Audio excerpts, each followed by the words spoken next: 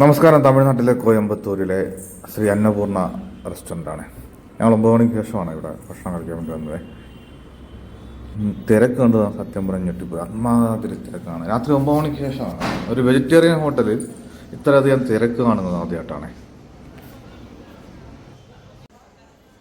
വലിയ റെസ്റ്റോറൻ്റാണ്. AC ഹാളുമുണ്ട്, അതുപോലെ non AC ഹാളുമുണ്ട്. അകത്തോട്ട് കയറുമ്പോൾ കാണാം വിശാലമായ ഹാളാണ്. നോൺ AC ഹാള് വിശാലമായ ഹാളാണ്. കണ്ട ഇത്രയും സീറ്റ് ഫുള്ളാണ്. അപ്പോൾ അതിൻ്റെ അപ്പുറത്ത് മാറിയിട്ടാണ് AC ഹാള്, അതും ഫുള്ളാണ്. വലിയ ഹാളാണ്. നോക്കിയേ, നീണ്ടു നിവർന്ന് നടക്കുകയാണ് ഈ ഹാള്. അപ്പോൾ ഇത് മാത്രമല്ല കേട്ടോ, ഇവിടെ ഒരു പാർക്കിംഗ് ഏരിയ ഉണ്ട്, വലിയ ഏരിയയാണ്. ഈ ഒരു ഹോട്ടലിൻ്റെ മാത്രമാണ്. നമ്മൾ ഈ റിലീസ് സിനിമയ്ക്ക് പോകുമല്ല, ഈ വലിയ സൂപ്പർ സ്റ്റാറുകളുടെയൊക്കെ റിലീസിന് പോകുന്ന സമയത്ത് ഉള്ള തിരക്കുണ്ട്. കാർ, ബൈക്ക്, അത്രയും വാഹനങ്ങൾ ഉണ്ട്. അതൊക്കെ നമ്മൾ അതിശയിപ്പിക്കുന്ന സംഭവങ്ങളുണ്ട്. ഇതിനൊന്നും നമ്മൾ കണ്ടിട്ടില്ല ഇത്രയും വാഹനങ്ങളൊരു ഹോട്ടലിൻ്റെ അകത്ത് ഭക്ഷണം കഴിക്കാൻ പോകുന്ന ആൾക്കാരുടെ വാഹനങ്ങൾ ഇങ്ങനെ കിടക്കുന്നത്. വളരെ ഫേമസാണ് ഈ റെസ്റ്റോറൻറ്റ്. 100 കണക്കിന് വെറൈറ്റി ദോശ ഐറ്റംസ് ഉണ്ട്, അതുപോലെ മറ്റുള്ള വിഭവങ്ങളുണ്ട്. പൂരി, അപ്പം, എല്ലാം ഒരുപാട് ഒത്തിരി വിഭവങ്ങളുണ്ട്. എണ്ണയിലെത്തിരാത്ത സാധനങ്ങളുണ്ട്. ഞങ്ങളൊരു സാദാ മസാല ദോശയോ ഒരു പനീർ മസാല ദോശയോ ഓർഡർ ചെയ്തത്. ഇപ്പോൾ വരും. ഇത് കഴിച്ചിട്ട് എങ്ങനെ ഉണ്ടെന്ന് പറയാം.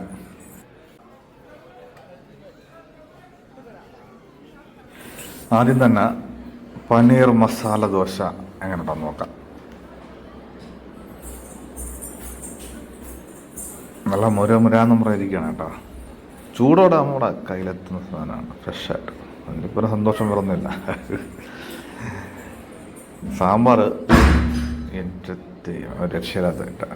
സാമ്പാർ കിടിലമായിരുന്നു, അതുപോലെ ദോശ അടിപൊളിയായിരുന്നു. ചുമ്മാ എത്ര ആൾക്കാർ ഇവിടെ വന്ന് ഇങ്ങനെ തിരക്കൂട്ടുന്നു. അടുത്ത മസാല ദോശ ഒന്ന് ട്രൈ ചെയ്ത് നോക്കട്ടെ.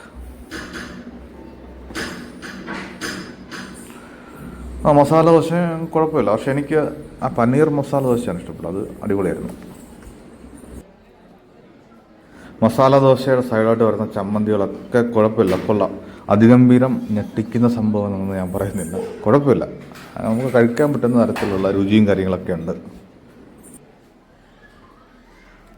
ആ ദോശയുടെ കൂടെ കഴിച്ച ചമ്മന്തിയേക്കാളും കൂടുതൽ എനിക്ക് ഇഷ്ടപ്പെട്ട സാമ്പാറാണ് കേട്ടോ. അടിപൊളിയായിരുന്നു, കിടിലമായിട്ടായിരുന്നു സാമ്പാർ.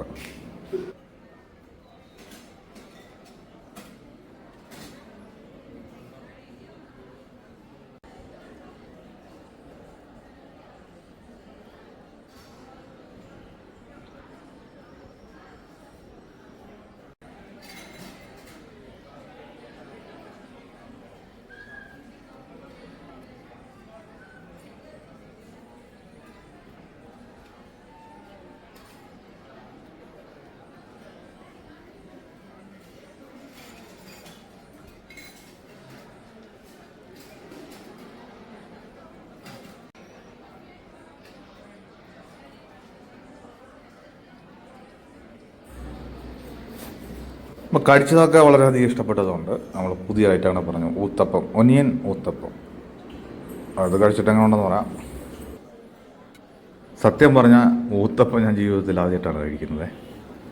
ഇതിനു മുമ്പ് ഇതിൻ്റെ ടേസ്റ്റ് അറിയാത്തതുകൊണ്ട് ഇപ്പോൾ കഴിച്ചപ്പോൾ ആദ്യമായിട്ട് കഴിക്കുന്നത് കൊണ്ട് ജസ്റ്റ് ഓക്കെ, കുഴപ്പമില്ല എന്ന് പറയാം.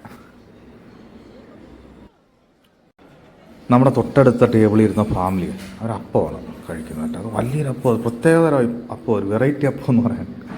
അതുപോലെ അവിടെ ഒരു ബൂരിയാണ് ഉണ്ടായിരുന്നത് കേട്ടോ. വേറൊരു ഫാമിലി അപ്പുറത്തുനിന്ന് മേടിച്ചു. അത് വമ്പം ബൂരിയാണ്, അത്രയ്ക്കും വലുതാണ്. അത് നമ്മുടെ നാട്ടിലൊന്നും കാണാൻ പോലും പറ്റാത്ത സംഭവമാണ്. അപ്പോൾ അതൊക്കെ കഴിക്കാൻ വേണ്ടി തീർച്ചയായിട്ടും ഒരിക്കൽ കൂടി അന്നപൂർണ്ണയിൽ വരാൻ ചാൻസ് ഉണ്ട്. ഞാൻ വന്നിരിക്കും.